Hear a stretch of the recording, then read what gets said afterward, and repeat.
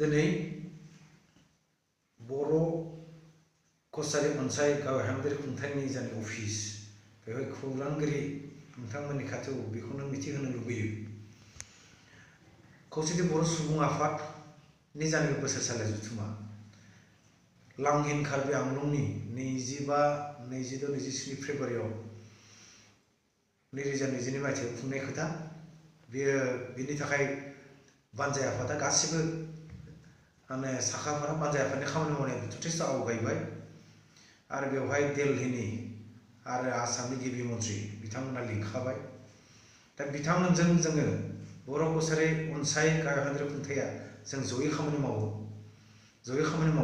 बिथांमोना होनबाय जे सदौ ब्रह्म धर्म परिचालना समितिनि जानाखि बोसोरसालिया जथुमा नैबे बाक्सानि जानाखि खख्लाबारिनि खाथियाव हुजुवा होननाय जायगायाव 25 फेब्रुवारि, 26 फेब्रुवारि, 27 फेब्रुवारियाव बिथांमोनाबो खुंनो लादोंमोन।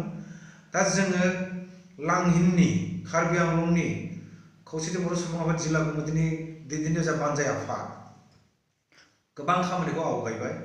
ओंखायनो नैबे जोंनि जानाखि इउबिपिनि बोसोरसालि जथुमायाव गुबुन जिल्लानिफ्रायबो जाहाथे फैनायफ्रा ब्रह्म धोरोमारि जानाखि सिबियारि गोरों गोरा बर' रायजोफोरा जाहाथे फैनायाव एसे उसुबिदाखौ जोङो नुनायाव जोङो सावरायबाय थादोंमोन।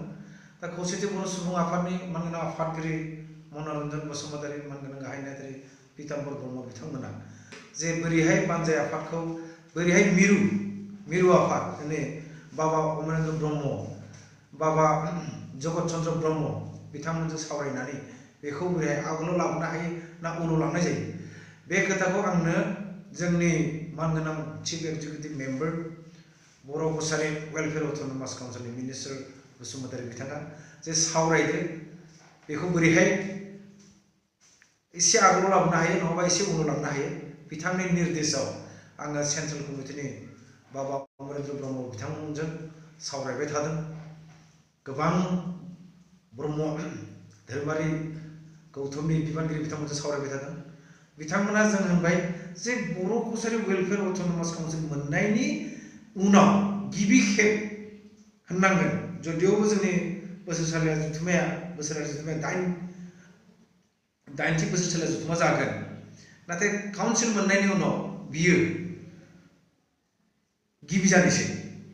ओंखायनो जोंनिया माने नेपालनि, वेस्ट बेंगलनि, बांलादेशनि, बेनिफ्राय त्रिपुरानि आरो जोंनि जेसेबां जिल्ला कमिटिफोर दङ बिथांमोना फैनायनि थाखाय लाहार फाहार खालामबाय। बेवहाय ब्रह्म धोरोमारि जायनाखि जोंनि बर' दैदेनगिरि रायजोफोर बिथांमोना फैनो लुबैनाय बिराद मोनसे लुबैनाय दङ। ओंखायनो जों नाजादों।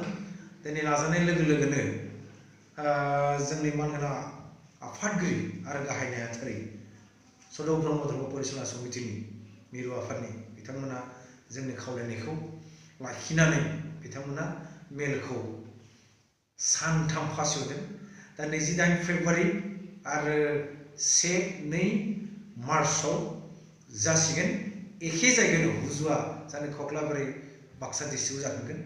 जोङो जोंनि काउन्सिल आरो खौसेथि बर' सुबुं आफादनि जानानै आरो नैबे बिटिआरनि बायजोनि बर' रायजोनि जानानै बिथांमोननि दैदेनगिरि माने बुंनांगोन बिथांमोननि जानाय ग्रेटनेसा बिथांमोननि जानाय साननाय हनाया खोब मेचियर जों बेरखांदों, जायनि थाखाय जोंनि जानाखि खावलायनायखौ बिथांमोना लाखिनानै दिनै गासै ब्रह्म धोरोमारि बुहुमनि भारतनि आसामनि बिथांमोना बे रादाबखौ होनो हागोन।